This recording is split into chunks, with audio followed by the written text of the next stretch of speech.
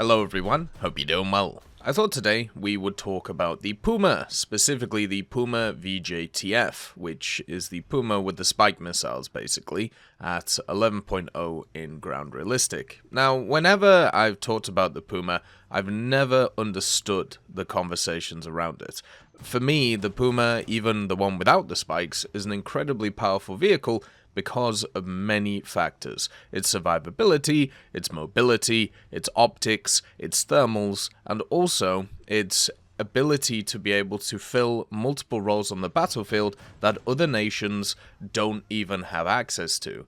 Now, I feel like when it comes to stuff like the Puma, because vehicles like the 2S38 exist, you're not allowed to actually say the Puma is good, because then people just gravitate to saying the 2S38 is better, even though it isn't, in many different features. So when it comes to the Puma VJTF, I thought, you know what, let's spade it, let's go through it on stream, and show what this thing can do. So that's exactly what I did. And the Puma itself, we actually had a very positive time in it.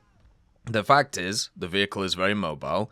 The turret itself has been changed, so now it has a bunch of updated pieces to it, and this definitely has reduced its usability, has not really reduced its survivability. It just means you need a really good repair crew because you're going to be sat there repairing all the time, and sometimes you will get overpressured through the turret, but once again, you have still way more survivability than pretty much every other light tank on the market. Now, one of the things that used to happen and still happens quite a lot in this vehicle is you get ammoracked, but you don't die from the ammorack. But there is a little interesting thing that happens nowadays compared to what used to happen before. If you popped the Puma turret before, you would just see a Puma flying around waiting for the ammo to cook off, so therefore it could get its extra belt in. Since this thing has 3 separate belts, once you hit one, it usually means the other one just gets loaded, even though they're right next to each other.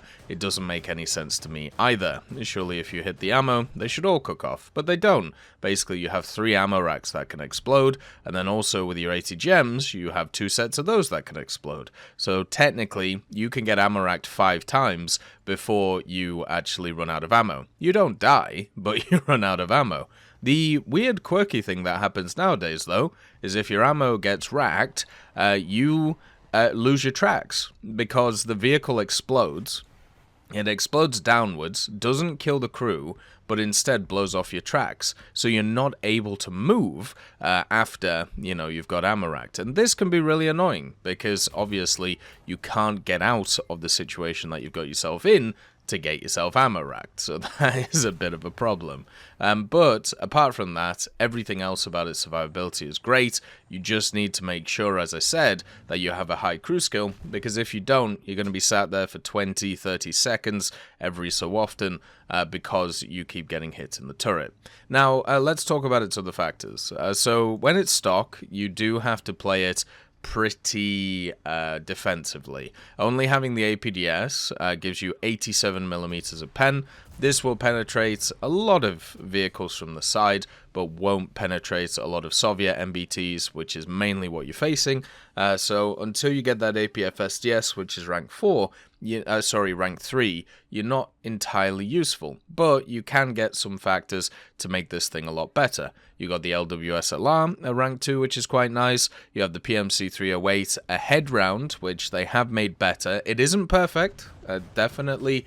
When targets are going away from you, you're not going to hit them a lot, but when they're coming towards you, or if they're drones, or if they're helicopters, you can, face them pretty well, and you get the spikes as a stock thing, so you don't have to research the spikes, which is a huge deal for this vehicle, because that's basically why it's at the BR it's at. The thermals also are at rank 3, which is fine as well, and since this vehicle is pretty mobile, you don't need a ton of the mobility stuff to keep it going. I would actually say the horizontal drive and the elevation mechanism are probably better to get for mobility situations instead of, the actual tracks and filters, because you can get yourself to a place where you can hide, most of your vehicle, but you need that elevation and horizontal turret to be able to reposition your turret to attack enemies. And then rank 4, smoke grenades are a must, and I know this sounds really weird, but with the LWSLR, and also with the amount of CAS that exists in the game at these BRs, smoke grenades are needed to break line of sight of stuff like Mavericks, of stuff like helicopter locks, which you will, know that you're getting locked on, and you just need to have that smoke to break that barrier. That's one thing about the Puma. You have to make sure that you are focusing on multiple things at the same time, and then you can get the rest of the modifications, mainly the mobility ones, and you can have a great time with it. So this vehicle is not a tank killer in the standard sense, which I think is why people get frustrated with it. It also is at 11 OBR and doesn't have a lineup. You have the Su-22M4, which is a pretty good CAS element if you know how to use the missiles, and then as a backup you have a Leopard 2A4, which is fantastic, but also it's a 10.7, not a 11.0, and then after that you don't really have anything. You either have the other Puma, or you have the Vilcas, if you got that in the event, or you have something like the TAM2C, which is once again okay, but shouldn't be something that you run at these types of BRs. So that's its main negative. The fact is, the Puma is a fantastic support vehicle. It's amazing at being able to destroy aircraft, destroy light vehicles, and also deal with a lot of MBTs and put pressure on MBTs, scout a bunch of stuff, and keep itself alive, which is fantastic. That's basically what you want. It's the perfect scout multi-role vehicle. The problem that it has is it doesn't have a lineup to support that, so you have to support your teammates with it, and sometimes that's going to work really well, and other times that's not going to work at all. And that is why I think it gets frustrating playing vehicles like this, because you are not the lead player. You are not the commander who is doing all of the crazy actions. You're the one who's scouting the whole enemy team, who's using the spikes to pick off either helicopters or light vehicles in certain areas. You are, using the gun to track things or to try and go for weak spots on specific MBTs, whereas the MBTs on your team and the enemy team are just going to, run over you if you're not careful. So after the first day of the VJTF, we had like an 89% win rate, we played 23 battles, we won 20 of them, everything was going great. Then the next day went down to a 70% win rate, still very positive, it worked really well. And then you have the next day, and it went down to a 60% win rate, where, it was a little bit more CAS heavy, and everything was going a bit all over the place. And this, to me, taught me that the vehicle is heavily dependent on teammates doing stuff, because you can't always face MBTs in the face and, do really well against them. Because even though the APFSDS has pretty decent pen for the 30mm that this thing has, sometimes you'll be shooting targets and there's nothing, you can really do against them in the front. You just try and knock the breach doesn't get knocked, and then you just sat there like, well, looks like I die now. And that's unfortunate with the Puma itself. The spikes have been very good. The spikes rely on a few things to make them actually work properly. A lot of them is about hitting stationary targets. If you're hitting targets on the move, it's very RNG whether the spikes are going to do anything or not. You can lock different parts of vehicles as well. This is something that I think is key when it comes to the spikes. So locking center mass is basically where you want to go for vehicles. If you're locking the top of them, it's hardly ever going to hit. And if you're locking other areas, you're just hoping that overpressure happens. So I get why people get annoyed at the spikes, but also having a missile where you can pop out of cover for 2 seconds using the commander view, aim, fire, and then drop back is insanely powerful. And I'm not surprised why they've limited them so much on these vehicles. I feel like these vehicles do not need more spikes. Simple as that. Because they're just very powerful at what they do. They're also very good anti-helicopter, because helicopter pilots have been trained to listen to their RWR, and if they don't hear anything, then they just keep plowing forward in a straight line, and the spike will just pop them.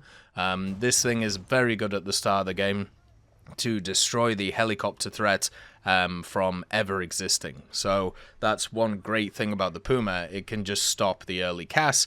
It struggles a little bit once the other CAS starts turning up, like the A10s and things like that, but that's literally every vehicle in the game right now. There's nothing that can really deal with them. So the Puma VJTF,